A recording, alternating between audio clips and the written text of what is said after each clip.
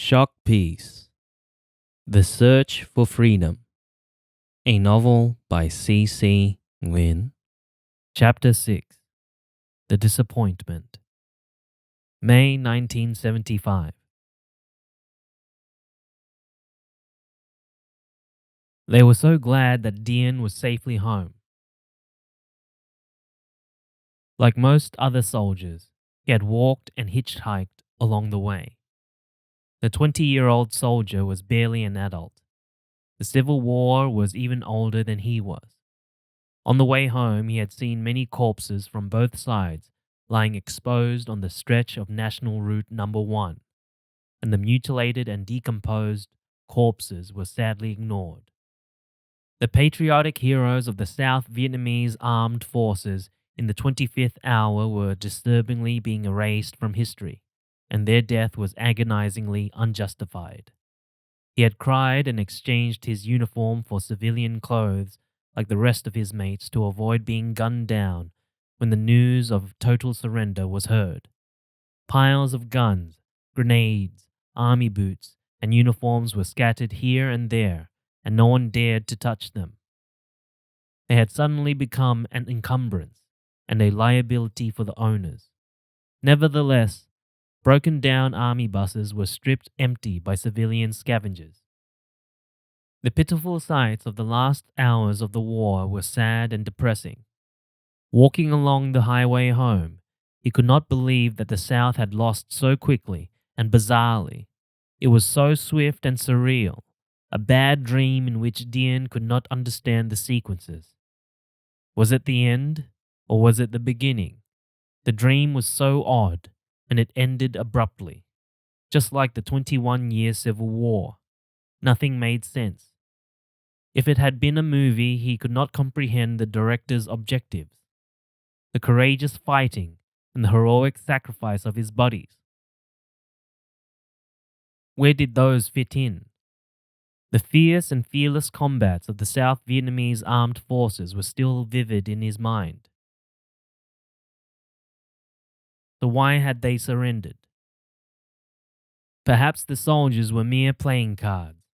The dice had been cast, and the deal done well in advance, Nguyen concluded. And what about the fate of the refugees of the South from the lost cities during the last few months? They had left the battle zones en masse, running wildly in horror and shock and abandoning their homes to escape the invasion of the communists. They had formed tattered entourages and followed the retreating battalions in crossfire and bombardments. The images of those pathetic civilians, broadcasted nationally on TV, were still troubling his mind.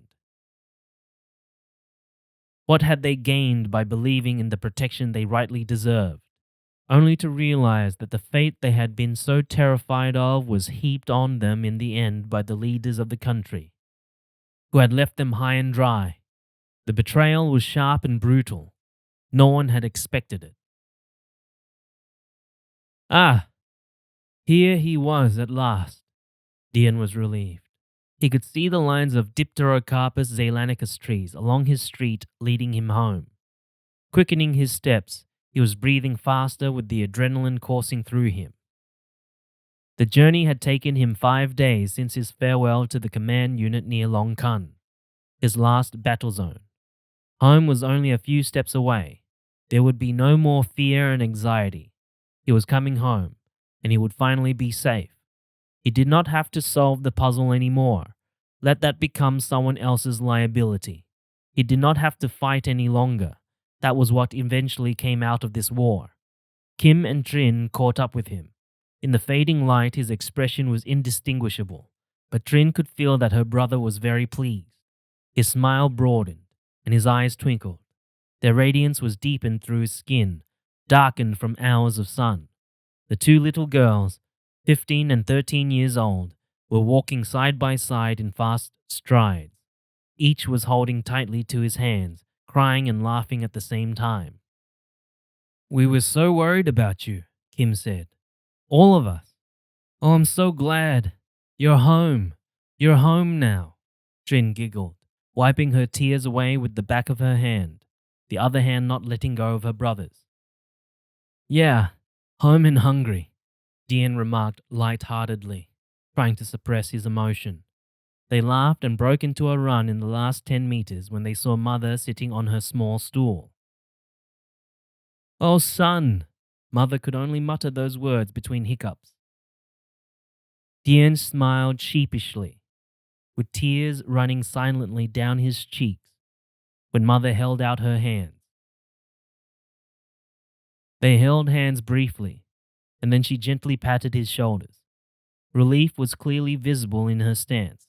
She stood taller, the crouching figure of the last few weeks transformed, as if 1,000 tons of anxiety had been lifted off her soul.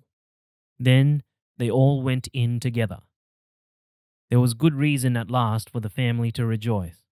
Dian did not talk much about his experience in the final episode of the war, and strangely, no one dared to probe, seeing that he tried to avoid the topic, as if it was a torture for him to be reminded of the painful memory. Slowly, family members were reunited, husbands to wives, sons to mothers, lovers to lovers. The lost fighters of a prolonged war were returning home at last. Like Dian, many did not want to recount their story. It seemed they wanted to bury it deep. Happiness was balanced by heartache, mingled with the blissfulness of welcoming their loved ones home. Was the sadness of having to clean up the wreckage of war and the bitterness of the defeat. The Southerners started to look for missing relatives and loved ones in their own way. Go to his last combat zone and try to search for him, dear. He might be wandering about dazed and confused, unable to come home. Mother would advise some of her friends whose sons were still missing. Did you ask any of his friends? They might be able to help, she suggested. They did not know anything much. Everything was a blur to them, some would answer between sobbing. I went to Bien Hoa. There are many exposed, mutilated corpses in the charred ruins. It's depressing and so sad. I had to help the villagers and peasants gather the corpses and bury them on their land with the kindness remaining to the compatriots. There was no system to rely on in the search, and the new communist government refused to have anything to do with it. The mass graves of the unknown soldiers marked the final chapter of the war. The mourning for the deceased in the less fortunate families were carried out quietly as if it was a crime to show anguish at the time of the victory. They were robbed of their honor to lay down their beloved men, fathers, sons, and brothers who had fought and died heroically for this civil war. Instead, they were silently grieving their men as if in shame, their hearts filled with anguish as the citizens of the South were forced to celebrate with the victors.